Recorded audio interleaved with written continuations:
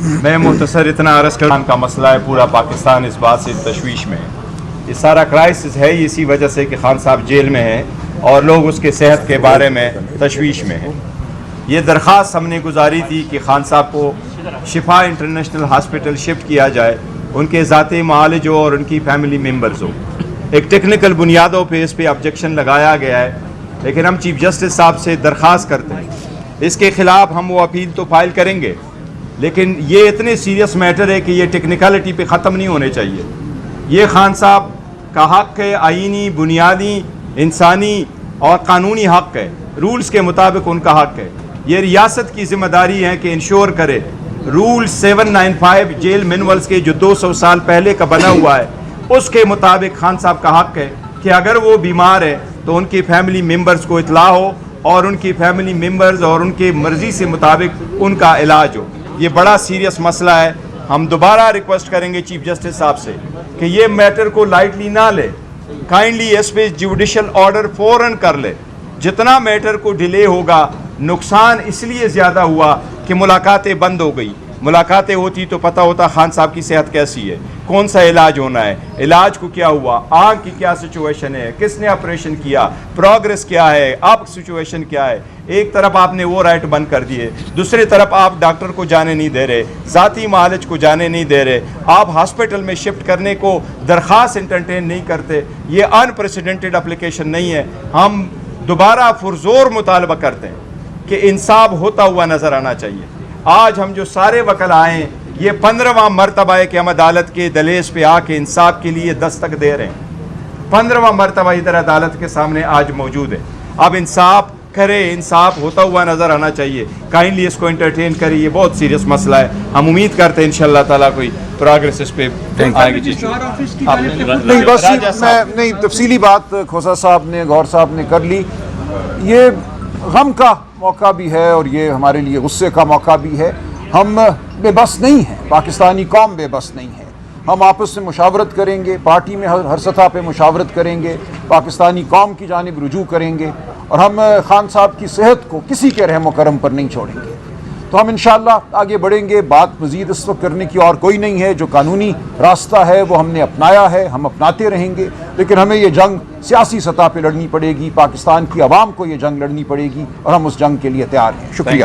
Instructions بھی وکیل کو لینا، وہ بھی سائل کے ساتھ ایکسیس ہونا، یہ بنیادی حقوق میں سے میسر آتا ہے. سو آج جب ہم نے جا کے رجسٹرار کو ملے تو رجسٹرار صاحب نے یہ ہمیں دے دیا اور ہماری یہ ریٹرن کر دی ہماری یہ پٹیشن ان 2 اعتراضات کے ساتھ.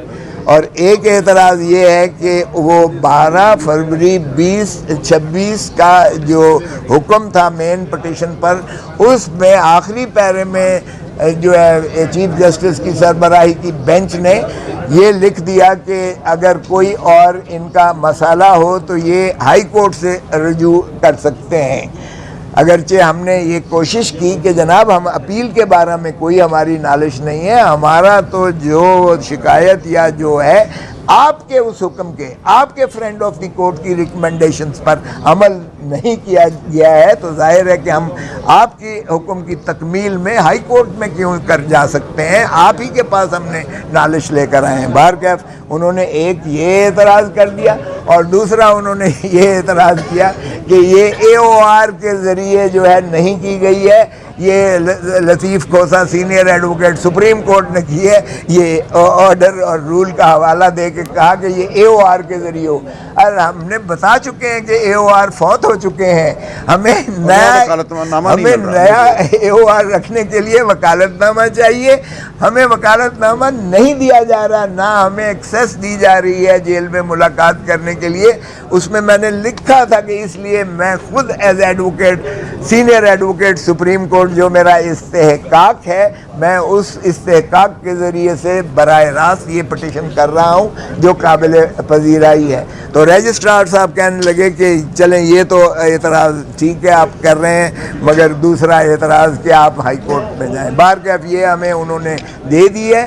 اب ہم جو ہے لیگل ٹیم اس کے خلاف اپیل ہو سکتی ہے جو ہم اپیل کریں گے، لیکن اس اپیل کے لیے بھی میں نے کہا کہ جناب اپیل کرنے کے لیے ہمیں وکالت نامہ چاہیے، اور وکالت نامے کے لیے ہمیں آپ ملاقات کروائیں، اجازت دیں، تو تبھی جو ہے ہم وکالت نامہ لے سکیں گے۔ تو بہرکیف یہ بات جو ہے وہ اس کی پذیرائی نہ ہوئی۔ اب فسطائیت کی انتہا ہے، یعنی آپ اندازہ کریں کہ یہ ایک پیٹر فیملیس ہونے کے ناطے سے chief justice is the father of the administration of justice. اگر اتنی بے بسی آ گئی ہے کہ سپریم کورٹ کے چیف جسٹس کی بھی کہ ان کے سامنے جو ایک مقدمہ جو کہ زیر تجویز ہے، ابھی انہوں نے اس کو سائنڈائی ایڈجرن کیا ہے، وہ زندہ ہے اور موجود ہے ریکارڈ پر، اور اس میں اگر ایوار مر جاتا ہے تو ہمیں وکالت نامہ اور لیٹسٹ انسٹرکشن لینے کے لیے اگر ملاقات کا بھی وہ نہیں کروا سکتے تو میرے خیال میں اس ایوان کو تالا لگا دیں سپریم کورٹ کو۔ اگر وہ کسی کی زندگی اور اس کی صحت کے بارے میں بھی اتنی بے بسی کا اظہار کرتے ہیں تو پھر بند کر دیں ان ایوانوں کو، پھر عوام جانے اور پھر جو ہے پاکستان جانے۔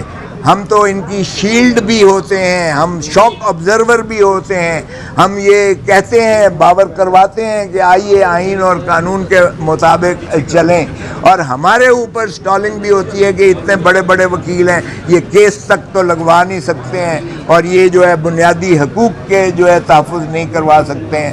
تو مجھے بتائیے گا کہ ہمارے پاس اس کے علاوہ کیا اور چوائس رہ جاتی ہے کہ آپ سے ہم یہ اپنا بیانیہ یہ جو ہے ظاہر کریں کہ نہ اس میں کوئی سیاست ہے، نہ اس میں کوئی وکالت کا تعلق ہے۔ اگر آپ کا 2023 کے 24 اگست 2023 کے ایک آرڈر پر امپلیمنٹیشن آپ نے ہمت کر ہی لی کہ 11 فروری 2026 کو آپ نے جو ہے فرینڈ آف دا کورٹ بھیج کر اور اٹارنی جنرل صاحب کو بلوا کر آپ نے ایک آرڈر کر ہی دیا، اور فرینڈ آف دا کورٹ کی جو ہے ریکمنڈیشنز بڑی کیٹیگوریکل اور کلیئر ہیں۔